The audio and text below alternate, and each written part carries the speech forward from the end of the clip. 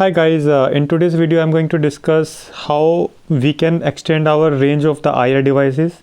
So as you can see, this is a TV and there is a soundbar in front of it, and what happens is when you have that kind of setup, your IR receiver which is inbuilt in the TV, which is in the center, it get blocked, and when you have a sitting arrangement on a floor, you are not able to do it. So for example, if we sit like this, so our remote is not able to catch our TV signals. Our TV is not able to receive our remote signals. So in that case, we are not able to operate remote nicely. All we need to do is we need to extend our hands and make it receive it, make the remote receive, make the TV receive the remote signals by extending our hand. So we have two solutions. Either we place the soundbar behind the TV, which is not possible in most of the cases because we will be compromising our center speaker with the stand of the TV. So in order to avoid this, we can purchase this device, which is called a IR extender. So what it do is, it has a receiver unit and it also has a repeat unit. So this one is the repeat unit.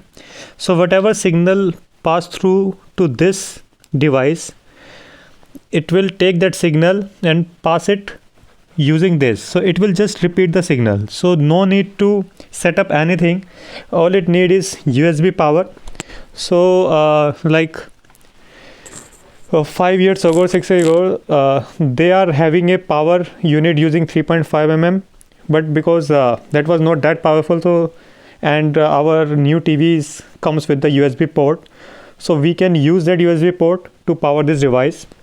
So as you can see, this is the unit which is used for receiving, and this is the unit used for broadcasting the signals. And then you can use that USB port to add to your to the TV USB port. So as you can see, I have used that USB port. So the good thing about that is you can also use adapters, but if you add to your TV, what it will do is, when your TV is off, it will go in a standby mode. As you can see, it's constant light, but now it's off, so it's a standby mode, so it will not going to take much power from it. And I have been using it for I think 1 month now, and it all looks really good. And there are different versions of it. So as you can see, this is only one. It comes with 2-in-1 and 4-in-1 setup, where you will receive more IR units with it. So either you can use that, or you can put more IR broadcasting signals. Maybe if you have a DVD player or anything similar to that, you can add that. So the idea is, this repeating unit should be in a close proximity and in the direct contact, side contact with the TV. So it shouldn't have anything in between, and then it will work.